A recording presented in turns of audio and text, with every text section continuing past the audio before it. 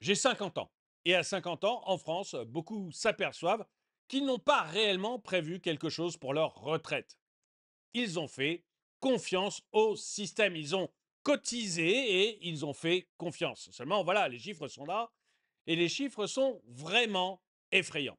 La retraite moyenne d'un salarié du privé en France, c'est environ 1200 euros par mois. 1200 euros par mois. Est-ce que l'on peut vivre dignement avec cette somme? Surtout avec l'ensemble des prix qui continuent à augmenter.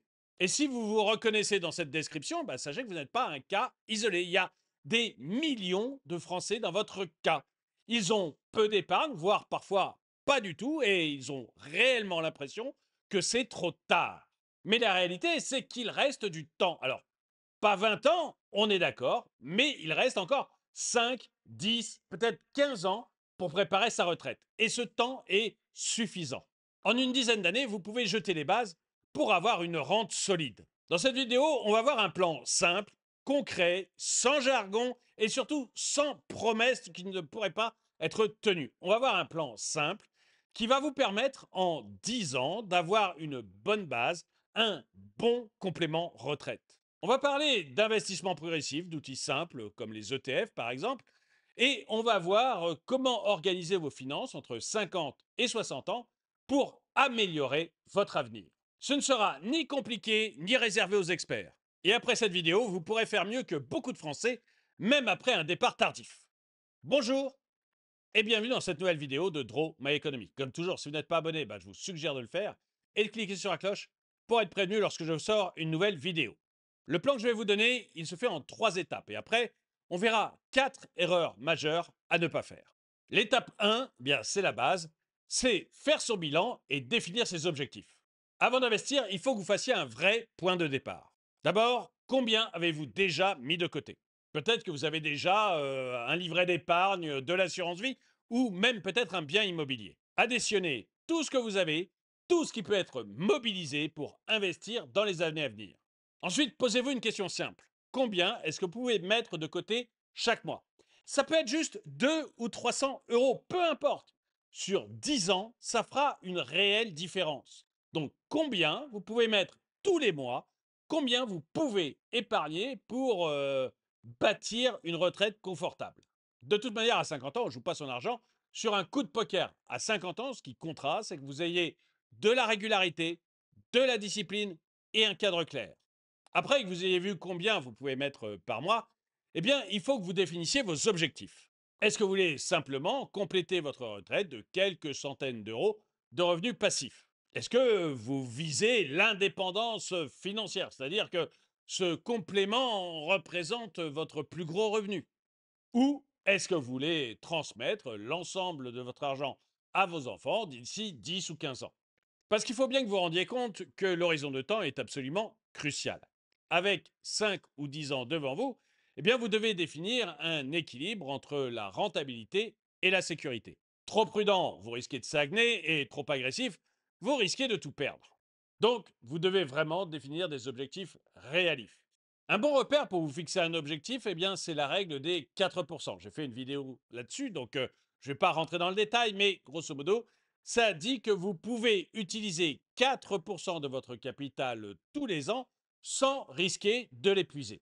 Autrement dit, si vous voulez un revenu mensuel complémentaire de 800 euros par mois, par exemple, eh bien, il faut que vous ayez un capital de 240 000 euros. Si vous voulez plus de détails sur la règle des 4%, je vous renvoie à ma vidéo, mais en tout cas, ça vous permet de vous donner un chiffre concret à atteindre. Une fois que vous avez fait votre bilan et que vous avez défini vos objectifs, on passe à l'étape 2, la répartition stratégique de votre portefeuille. À 50 ans, vous n'avez pas le temps de réparer une erreur majeure. Donc, votre portefeuille, votre stratégie, elle doit être solide, elle doit être équilibrée et elle doit fonctionner même en temps de crise. La clé, c'est la diversification. En fait, vous ne devez pas mettre tous vos œufs dans le même panier et vous devez tout simplement répartir vos actifs dans différentes classes qui vont vous permettre à la fois de capter une partie de la croissance et en même temps de sécuriser vos revenus futurs. Vous ne devez pas battre l'indice à tout prix, non, vous devez absolument avoir à la fois une croissance et une sécurisation. Pour tout vous dire, j'y ai réfléchi pour moi-même puisque j'ai 50 ans et je me suis fait cette répartition que je vous livre. D'abord, il y a 60% d'actions sous forme d'ETF. Les ETF, ils permettent d'investir sur des centaines d'actions d'un seul coup. À notre âge, il est préférable de viser des ETF qui sont diversifiés, voire très diversifiés, qui sont sur énormément d'entreprises solides, de grande taille et qui sont assez généreuses en dividendes. Et comme toujours, on va choisir plutôt des ETF UCITS parce que c'est une norme européenne qui protège énormément le consommateur. Et puis des ETF à réplication physique parce que c'est beaucoup plus sûr que les ETF dits synthétiques. Mais ne vous inquiétez pas, je vais vous donner quelques exemples d'ETF pour que vous puissiez vous faire une idée. D'ailleurs, je vais vous présenter tous les ETF dont je vais vous parler sur mon compte Freedom24, le courtier réglementé qui sponsorise cette vidéo et énormément de mes vidéos. Si vous ne l'avez pas encore fait, ouvrir un compte ne vous prendra pas beaucoup de temps, c'est 10 à 15 minutes et on va vous demander une pièce d'identité, carte d'identité ou alors passeport. Et puis on va vous demander un justificatif de domicile pour savoir qui vous êtes. Une fois que vous aurez passé ces étapes, eh bien vous aurez accès à énormément d'ETF sur différents marchés européens, américains et même asiatiques. Le premier ETF qui a retenu mon attention, c'est celui-ci, l'iShare Core MSCI World. Son code, pour le trouver facilement, c'est IWDA. C'est un ETF qui regroupe 1500 entreprises dans les pays développés, principalement les États-Unis, l'Europe et le Japon. C'est une excellente base pour pouvoir commencer d'investir dans les actions. Si vous préférez vous concentrer sur le marché américain, eh bien, l'ETF qui a retenu mon attention, ça serait celui-ci, le SPDR, Standard Poor's 500, UCITS ETF, qui est sous le code SPY5. Le SPY5, c'est un ETF qui distribue ses dividendes et qui suit le Standard Poor's 500, c'est-à-dire les 500 plus grosses entreprises américaines. Et pour l'acheter, par exemple, là, sur la plateforme de Freedom 24, il suffit que vous écriviez spy5.eu, puis vous allez choisir le nombre d'ETF que vous voulez acheter, 1, 2, 3, 10, et que vous cliquez sur acheter. C'est extrêmement simple. Et si pour des raisons fiscales, au lieu d'avoir des dividendes qui vous sont distribués tous les trimestres, comme c'est le cas pour le SPDR que je viens de vous citer, si vous ne voulez pas des dividendes qui vous sont versés tous les trimestres, parce que quand c'est versé tous les trimestres, il faut payer des impôts dessus, eh bien, vous avez son petit frère qui est le SPYL. C'est celui qui est juste au-dessus. Le SPYL, lui, il accumule les dividendes. C'est-à-dire qu'il ne va rien vous verser, vous ne paierez pas d'impôts là-dessus, et il va conserver les dividendes à l'intérieur de l'ETF, ce qui va lui permettre de faire grossir plus rapidement l'ETF. Vous n'aurez plus qu'à le vendre quand vous aurez atteint la retraite pour en acheter un autre. Et au moment de le vendre, bien sûr, à ce moment-là, vous paierez quand même un impôt sur la plus-value. Et puis, si les États-Unis vous font peur, eh bien, vous pouvez aussi investir uniquement sur la zone euro. Et dans ce cas, eh bien, je vous propose cet ETF qui s'écrit MSE, donc le code est MSE. Là, je tape MSE, c'est le premier. C'est le Lixor Euro Stoxx 50 UCITS ETF. Et là, vous allez avoir un ETF qui est basé sur les 50 plus grosses entreprises de la zone euro. Il est relativement bien diversifié, donc c'est plutôt un ETF solide si vous voulez miser sur la croissance de la zone euro. Donc on a dit, dans mon portefeuille retraite, je mettrai volontiers 60% en ETF actions. Et puis, je mettrai 30% en ETF obligataire. Les obligations sont moins risquées que les actions et elles versent des revenus réguliers appelés coupons. Là aussi, pour ceux que ça intéresse, j'ai fait une vidéo entière sur les obligations.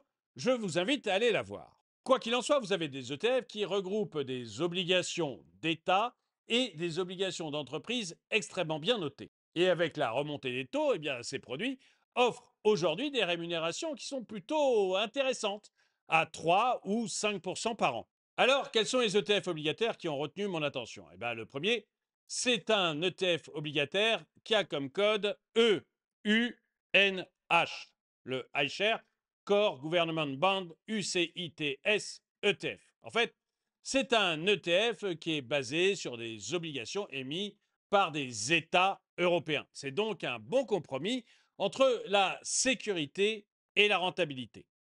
Et pour ceux qui veulent plutôt aller sur la dette américaine, eh bien, vous avez celui-ci dont le code est U10H, qui est le Amundi US Treasury Bond Loan Debt UCITS, qui regroupe des dettes du Trésor américain, donc de l'État américain, à 10 ans de maturité. Là aussi, vous avez un bon équilibre entre un rendement généreux et en même temps une très grande sécurité. Mais bon, il y a plein d'autres ETS, je vous laisse faire vos recherches. Là, c'est deux qui ont retenu mon attention, un en Europe, l'autre sur les États-Unis, mais il y en a vraiment, mais vraiment beaucoup d'autres qui rentrent dans ce critère. Mais bref, on a mis 60% dans des ETF actions, 30% dans des ETF obligataires. Eh bien, il y a encore 10%. Et ces 10%, eh bien, on va les mettre en liquidité ou en or. Alors, pourquoi cash ou or? Eh bien, tout simplement parce que ça va nous créer un petit matelas qui va nous permettre de faire face à des difficultés auxquelles on n'avait pas pensé. En fait, l'idée est simple. Si je dois, par exemple, changer ma voiture et que j'ai besoin d'argent, eh ben, c'est mieux de ne pas être obligé de vendre mes ETF actions quand, par exemple, il y a une baisse des marchés financiers. Donc, dans ce cas, j'ai besoin d'avoir une réserve d'argent qui me permette de faire le choix. Les 10% en cash ou en or sont là pour ça. Alors, certains vont me dire, non mais cette répartition, 60% actions, 30% obligations, 10% cash ou or, c'est simpliste. Oui, c'est fait exprès. C'est fait exprès. L'idée, c'est d'avoir quelque chose d'à la fois de simple, qui permette une certaine rentabilité, notamment grâce aux actions, mais en même temps, qui soit sécurisé dans le temps parce que on n'a pas 40 ans devant nous. Il ne nous reste plus que 10 ans pour préparer notre retraite.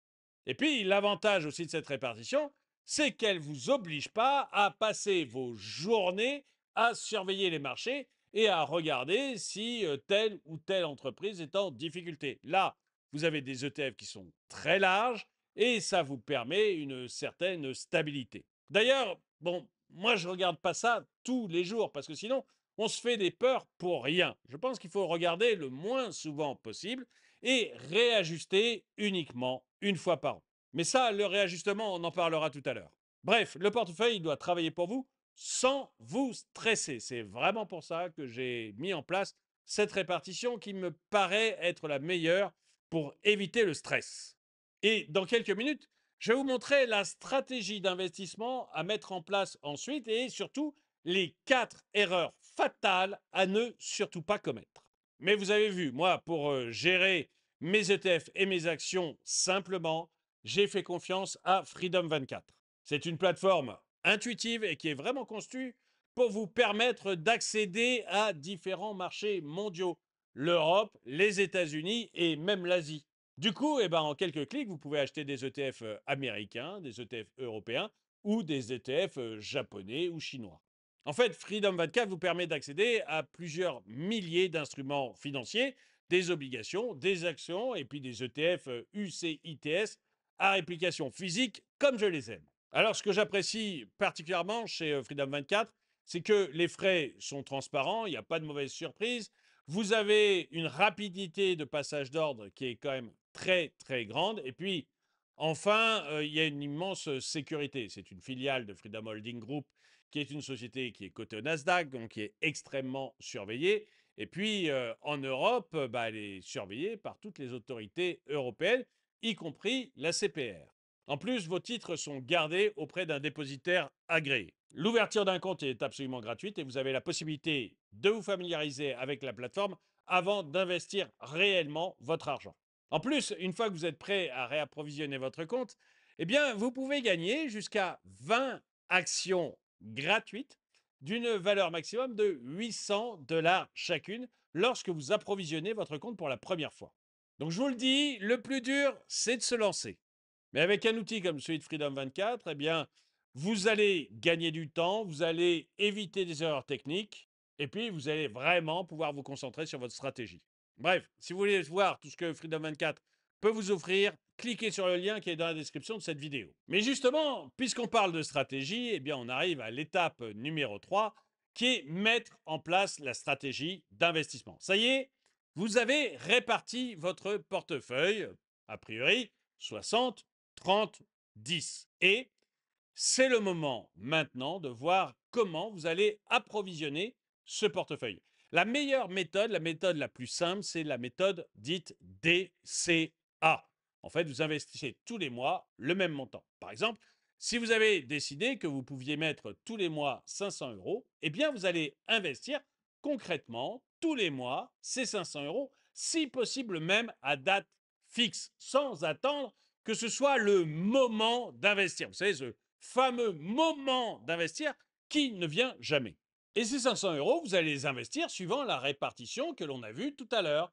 60% en actions, 30% en obligations et 10% en trésorerie. C'est-à-dire concrètement, eh bien, si vous avez 500 euros à investir, vous allez investir 300 euros sur les ETF actions, 150 euros sur les ETF obligataires et le reste, vous allez le mettre sur un livret d'épargne ou l'investir en or. Cette routine, elle va vous éviter du stress, elle va automatiser votre effort d'épargne et elle va vous permettre de lisser les fluctuations du marché. Alors, faut-il ajouter un montant si les marchés bougent? Par exemple, si les actions sont en train de monter, est-ce qu'il ne vaut pas mieux que je mette mes 500 euros directement sur les ETF actions? Et si demain, il y a une action comme Apple ou Nvidia qui explose complètement, est-ce qu'il ne faut pas que je mette le paquet tout sur Apple ou Nvidia? Bah, probablement non. Dans un cas de DCA pur, vous investissez toujours le même montant, toujours de la même manière, peu importe si la bourse monte ou baisse. Si les actions ont chuté, bah, comme ça, vous en achetez plus. Et si elles montent, vous en achetez moins. Mais c'est toujours la même somme que vous mettez sur les mêmes ETF. C'est d'ailleurs l'un des gros avantages de la méthode DCA. Elle vous pousse à acheter à bas prix sans y penser et elle vous protège du réflexe d'acheter à tout prix quand il y a beaucoup d'excitation dans l'air et que les actions sont extrêmement chères. Ensuite, vous devriez quand même réfléchir à rééquilibrer votre portefeuille, mais une seule fois par an. C'est-à-dire que pendant toute l'année, tous les mois, on se fiche de ce qu'ont fait les obligations, on se fiche de ce qu'ont fait les actions, on se fiche que votre portefeuille qui est 60-30-10 passe à 70-20-10 ou à 80-10-10. On s'en fiche un peu, on laisse faire les choses. Et puis, une fois par an, on va rééquilibrer tout. Par exemple, le 1er janvier, eh bien, si les actions ont énormément augmenté, on va vendre un petit peu d'ETF actions et puis racheter peut-être un peu d'ETF obligations ou alors mettre un peu plus de trésorerie pour retrouver la répartition 60% en ETF actions, 30% en ETF obligataire et 10% en trésorerie. Et surtout, gardez votre sang-froid parce que pendant toute la période, pendant les 10 ans qui viennent, toute la période pendant lesquelles vous allez acheter des ETF actions ou des ETF obligataires, eh ben, les marchés vont fluctuer. Il y en a qui vont monter, il y en a d'autres qui vont baisser et vous risquez d'être embarqué par le rythme et d'avoir envie de vendre quand tout le monde vend ou d'acheter quand tout le monde achète. Préservez-vous de cette erreur qui est vraiment l'une des plus graves que l'on peut commettre. En fait, ce que vous devriez faire surtout, c'est regarder votre objectif final. Si vous voulez une rente de 600 euros, par exemple, il va falloir que votre capital, au bout de 10 ans, il atteigne 180 000 euros. C'est ça votre objectif, c'est la seule chose que vous devez regarder. Et cet objectif, il va vous permettre de rester motivé pendant les 10 ans. Alors, je vous avais promis de vous parler des 4 erreurs qu'il fallait absolument éviter. Quand on commence à investir à 50 ans, chaque erreur peut vous coûter extrêmement cher. Vous avez peu de temps devant vous. Vous avez le temps de constituer un patrimoine, mais vous n'avez pas le temps de perdre beaucoup d'argent. Donc voici les erreurs les plus fréquentes qu'il faut vraiment éviter. La première erreur, eh bien, c'est de tout garder sur un livret de type livret A. On est d'accord, le livret A, c'est garanti, c'est sûr, c'est solide. Oui, mais ça a une rentabilité extrêmement faible. Et cette rentabilité extrêmement faible, très souvent, elle est même inférieure à l'inflation. En principe, le livret A, il est fait pour ne pas être inférieur à l'inflation, Mais on a vu, même dans les années extrêmement proches, que le livret A, pendant une certaine période, il a été inférieur à l'inflation. Donc, finalement, bah, votre argent, il va être grignoté petit à petit. Première erreur, évitez de tout garder dans les livrets réglementés. Deuxième erreur, pensez qu'il est trop tard. À 50 ans, il vous reste encore 10 ou 15 ans avant la retraite. En investissant 500 euros par mois pendant 10 ans, avec une rentabilité moyenne de 6%, ce qui est très inférieur à ce que fait la bourse, par exemple, eh bien, vous allez atteindre un capital de 80 000 euros. Et avec 80 000 euros de capital, eh bien, vous allez avoir 266 euros mensuels qui, d'après la règle des 4%, eh bien, devrait durer tout le reste de votre vie. Donc, vous avez le temps de vous faire une petite rente. Alors évidemment, c'est pas magique, mais ça vous fait quand même une petite rente que vous pourrez apprécier lorsque vous serez à la retraite. La troisième erreur, eh bien, c'est de tout miser sur des placements à risque. Vous allez entendre beaucoup parler de crypto, de start-up non cotées et d'autres placements qui vont vous rendre millionnaire d'ici votre retraite. Généralement, c'est faux. En fait, quasiment tout le temps, c'est faux. Ce sont des placements à risque. Alors, quand vous avez 20 ans, vous pouvez vous permettre de prendre des risques. Mais quand vous avez 50 ans et une retraite dans 10 ou 15 ans, vous n'avez plus le temps de prendre des risques. Ce que vous devez faire, c'est faire fructifier votre argent régulièrement et sans stress. Et puis enfin, la dernière erreur, la quatrième erreur, c'est de changer de stratégie tous les 6 mois. Il y a beaucoup d'effets de mode, notamment sur YouTube. Il y a énormément d'effets de mode et vous devez absolument vous préserver des effets de mode. Choisissez une stratégie et ne la quittez pas pendant les 10 prochaines années. La stabilité est votre meilleur allié. Vous avez maintenant un plan clair en 3 étapes. D'abord, faire le point sur ce que vous avez actuellement, sur vos capacités de financement également. Ensuite, eh bien, choisir la répartition d'actifs que vous voulez. Et enfin, investir régulièrement. Tout ça, c'est pas compliqué, mais ça demande réellement de la constance. Pour la retraite, à 50 ans, il est encore possible de changer les choses de manière importante. Mais vous ne devez plus attendre. Il faut vraiment que vous y mettiez maintenant et ça peut faire une réelle différence quand vous serez à la retraite. Vous connaissez le dicton, le meilleur moment pour planter un arbre, c'était il y a 20 ans et le deuxième meilleur moment, c'est aujourd'hui. Ce que vous allez faire maintenant va vous permettre de générer un revenu complémentaire solide pour vos vieux jours. Et puis, même pour plus tard, pouvoir le transmettre à vos enfants. Mais pour tout ça, il faut que vous commenciez. Alors, cliquez sur le lien qui est dans la description pour aller voir ce que vous propose Freedom 24. Et moi, eh ben, la question que je vous pose, c'est est-ce que vous avez déjà prévu pour quelque chose pour votre retraite? Et puis, qu'est-ce que vous pensez pouvoir mettre tous les mois pour pouvoir avoir ce complément de revenu qui va faire la différence le jour où vous serez à la retraite? En tout cas, merci d'avoir regardé cette vidéo. Mettez-lui un pouce vers le haut, commentez-la, partagez-la. Merci à tous ceux qui soutiennent la chaîne. Et moi, je vous dis à très bientôt.